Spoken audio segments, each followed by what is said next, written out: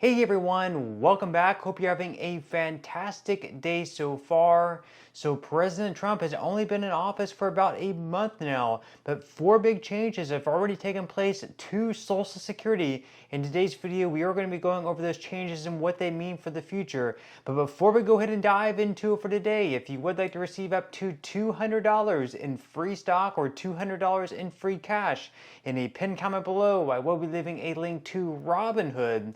All you have to do is once you click on that link is just sign up for a free account and then simply link your bank account. You do not even have to make an opening deposit. At that point in time, Robinhood will be sending you one free stock worth all the way up to $200.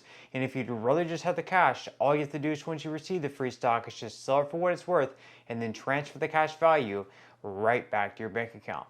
Okay, so diving right into it for today, like I mentioned, Trump has now been in office for just 1 month, right around 1 month, but four big changes have already taken place to Social Security. In today's video, once again, we are going to be examining those changes and what that means now, and also what that means for the future of Social Security. So without further ado, let's go ahead and dive into it. Let's go ahead and pull up this article here by the Motley Fool. Four things that you should know about the changes that Trump has made to Social Security, and we have four changes to go over. So, during his presidential campaign, Donald Trump promised to end federal taxation of Social Security retirement benefits. This isn't something that he can do unilaterally, of course, through an executive order. White House Press Secretary Caroline Leavitt told reporters that the president and Republican lawmakers have discussed including this move in a budget package. But so far in his second term, President Trump has made some changes on his own that affect Social Security either directly or indirectly. Here are four things that you should know. So, of course, that is one of the things that Trump promised during his campaign was to cut taxes at the federal level on Social Security benefits. This would result in an increase because you would get to keep more money in your pocket, less money going back to the federal government. This would be a great thing, but again, this is nothing that he can do unilaterally through an executive order. This is something that will have to pass through Congress, so it will need to pass through the House with a simple majority, and then in the Senate it gets a little bit more difficult as they will need at least 60 votes unless they're able to include this in something like an omnibus package where they only need a simple majority in the Senate. So the first one here, of course, we have an experienced acting commissioner who is now in charge. So one of Trump's actions on the first day of his return to the White House could affect the operational aspects of Social Security. He named multiple acting cabinet members and department heads, including selecting Michelle King as the acting commissioner of the Social Security Administration. King has an extensive background at the SSA.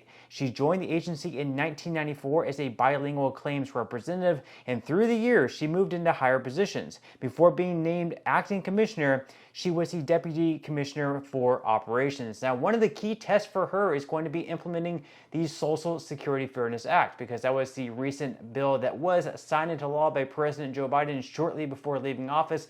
And right on the Social Security website, they're estimating that it could take right around 1 year for these increases, plus the retroactive payments to take place. If she's able to implement this much sooner than that, maybe by the summer or something like that, that's really going to speak a lot about how good she is as the new commissioner of the Social Security Administration. Now, the second one here is that DOGE is targeting Social Security. So President Trump put Tesla CEO Elon Musk in charge of the Department of Government Efficiency, otherwise known as DOGE, a temporary organization set up to identify ways to reduce federal spending. Musk and DOGE have been in the news quite a bit with their effort to cut government costs. They're now targeting Social Security. Now, Musk recently posted on X, the social media site he owns that was formerly Twitter, that he believes there's significant fraud in entitlement programs, including Social Security. He also claimed that over $100 billion annually is paid to individuals with no Social Security number. Now, of course, in order to receive Social Security benefits or any type of benefits at all, you do have to include a Social Security number. So you have to wonder, what exactly is is he insinuating there? Is he saying that maybe illegal immigrants are taking Social Security numbers of dead people or other Americans and using that fraudulently? We found out that I guess 150-year-old people, or supposed 150-year-olds, are still receiving Social Security benefits, I guess dozens of them. So Obviously, that's probably some type of fraud taking place, unless we just have numerous Americans who are 150 years old that, for whatever reason, they nor their family are reaching out to the Guinness Book of World Records to become famous, as Musk said. So sort of interesting stuff there. Now, the article here goes on to say that Doge's goal, according to Musk, is to slash $2 trillion from federal spending. Achieving this objective without cutting Social Security benefits would be extraordinarily difficult. However, Doge's efforts are focused primarily on administrative efficiency and productivity.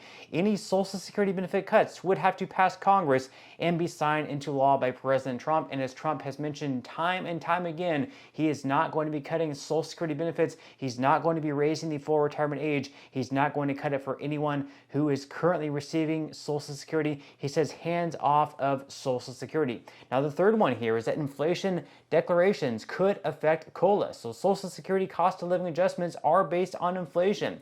Therefore, anything President Trump does that causes inflation to increase or decrease could ultimately affect future COLAs.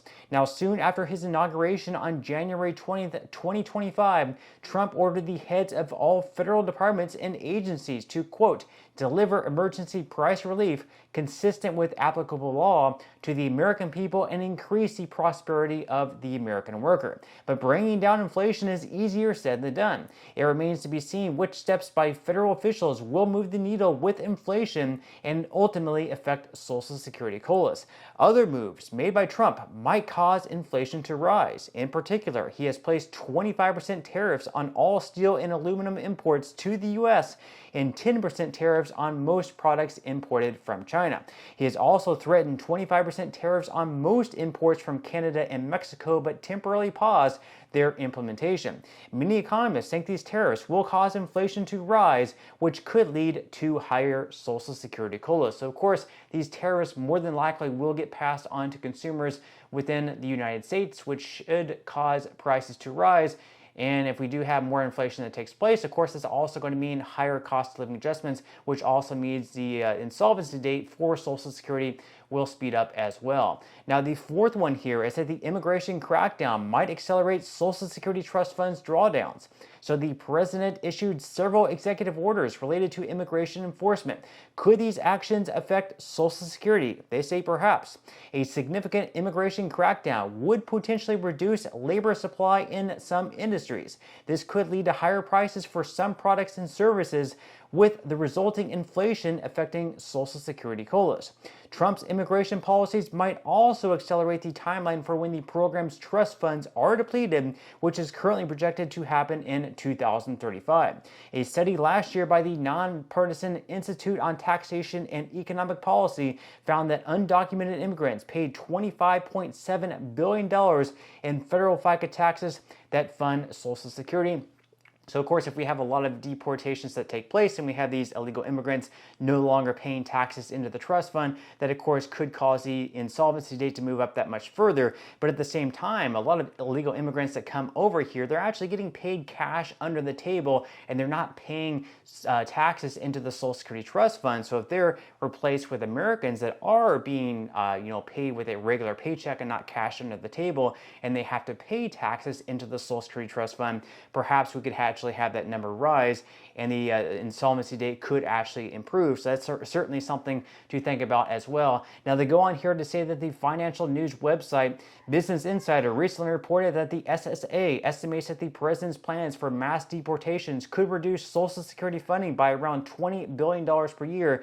Now, should President Trump get his way on ending federal taxes on Social Security retirement benefits, overtime, and tips, the program could run out of money even sooner. The Nonpartisan Committee for a Responsible Federal Budget estimates that these and other proposals made by Trump as a presidential candidate would cause Social Security to become insolvent 3 years earlier than currently expected. So those are other proposals that Trump made during his campaign, once again, to end taxes on Social Security at the federal level. He also wanted to end taxes on overtime as well as tips. Of course, if we have that money not being taxed, there's going to be less money flowing into the Social Security Trust Fund via the FICA tax, which of course could also speed up the insolvency date for Social Security, making that there would be cuts that would have to take place across the board of anywhere between 19 to 26% if they do nothing, despite all these other things happening, which could be great in the short term for someone who